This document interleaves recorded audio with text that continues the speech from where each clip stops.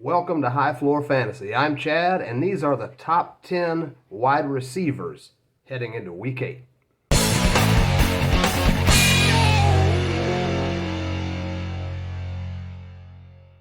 Let's start it off. Number 1, no surprise here, Kupp, Los Angeles Chargers. I'm running out of pictures to find to make thumbnails for him. It's just the same thing week after week.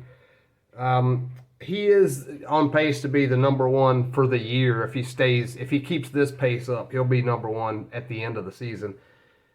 Great volume, double-digit targets in every game this year. You really want to see that. He's facing Houston in Week 8. They're allowing 21.3 points, fantasy points, to opposing wide receivers, but they don't have the defense to match him every down. So look for another solid week from Kupp, LA. Number 2, this one's a bit surprising. Ja'Marr Chase, Cincinnati. He's an emerging rookie. I don't do rookies typically, but he's finding that chemistry with Joe Burrow. 6 touchdowns in the last 7 games. He's facing the New York Jets. They're allowing not quite 20 fantasy points to opposing wide receivers. Plug him in as a wide receiver 1. Number 2 there at number 2, Ja'Marr Chase. Number 3, Tyreek Hill, Kansas. He had a bad week 7 at Tennessee. He's capable of more. We know that. He's going to rebound. He's number 3 overall for the year, not just this week. He's facing New York Giants, 24 points allowed, a little north of 24 fantasy points allowed to opposing wide receivers. That's a middle-of-the-road matchup for him. Let's look for a bounce-back week. Tyreek Hill at number 3. Number 4, DK Metcalf, Seattle. He had a tough time in the rain, but he's the target leader since Geno Smith took over, and he's a big play threat in Seattle. He's facing Jacksonville. They're allowing almost 24 points to opposing wide receivers. He's got more volatility now without Russell Wilson. I hope Wilson is back sooner rather than later, but he's still locked in as a wide receiver 1 as well. That's number 4, DK Metcalf. Number 5, DJ Moore, Carolina. We don't want to see Sam Darnold decline like he's doing, but Moore has still been a solid producer. He's had double-digit targets in 5 out of the last 7 games. He's facing Atlanta this week. They're allowing almost 25 fantasy points to opposing receivers, so that's fairly soft. Even though the team is struggling, he's a great example of a player that can provide fantasy value even if the team he is on isn't winning games. That's number 5, DJ Moore. Okay, interesting. I have both guys from Tampa back-to-back at number 6 and number 7. Mike Evans at number 6, Chris Godwin at number 7. Both of these guys are solid choices. The QB situation helps when you got Tom Brady throwing the ball to you. And Godwin has actually been more consistent this year with a higher floor. Mike Evans has a higher average, so that's how you weigh it out. Godwin is the consistent one. If I can get his name right, I'm inconsistent in pronunciation.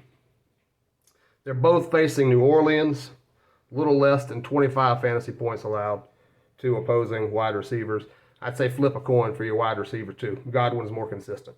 That's number 6 and number 7, both Tampa. Sorry for the edit there. It's raining. It's a rainy day here. I just had to jump up and take care of a little emergency. But I'm back now with number 8, DeAndre Hopkins, Arizona. I'm recording this before the game Thursday night, so he is questionable, but is expected to play. Full disclosure, this is Wednesday afternoon. 4 touchdowns over the last 3 games. You'd be happy if that was the other way around, right? Three in the last 4. He's got 4 in the last 3. Where do I sign up? He's facing Green Bay. This is a below-average matchup for him. They're allowing a little less than 22 fantasy points per game to opposing wide receivers, but he's still an elite number 1. We know what he can do. If he's healthy, you're starting him every week. So if you're watching this Friday, which you probably will be, I hope you had him in your lineups if he's healthy. Okay, coming out of turn 4 here, number 9, Deebo Samuel, San Francisco. We see that Jimmy Grapes is struggling a little bit like Darnold is, but Samuel is the only consistent receiving threat in the San Francisco offense. He's facing Chicago this week, a very soft defense. They're allowing more than 28 fantasy points per game to opposing wide receivers. I have a new scale for that, or a matchup column in my spreadsheet. So 1 to 32, the teams are ranked 1 to 32, 1 being the best matchup. This matchup, the opposing team there is number 4. It's in the green. That's the best matchup of the top 10. So you plug in Deebo Samuel in, he's probably a 2, but didn't think I'd see a San Francisco guy in the top 10. I got to be honest with you. Okay, before I put number 10 on the screen, you're going to ask yourself, where are guys like Stephon Diggs and Justin Jefferson, in this top 10, in my top 10? Well, they're just outside of the top 10. My number 10 for the week is Terry McLaurin of the Washington Potatoes. Don't worry about Diggs and Justin Jefferson. They'll be back. Don't worry. He has a questionable designation right now. It's a hamstring, but he did work out on Wednesday. He's facing Denver this week in a fairly tough matchup. They're only allowing about 22 fantasy points per game to opposing wide receivers. But keep an eye on the Von Miller status on the defense, on the Denver defense. If Von Miller is not playing, that's going to significantly increase McLaurin's value. He's my number 10. Okay, that's going to do it for the number 10 wide receivers. Follow me on the socials. Consider supporting me on Patreon. Here's what you get if you do that. You get an extra podcast or an extra video each week, depending on your level of support.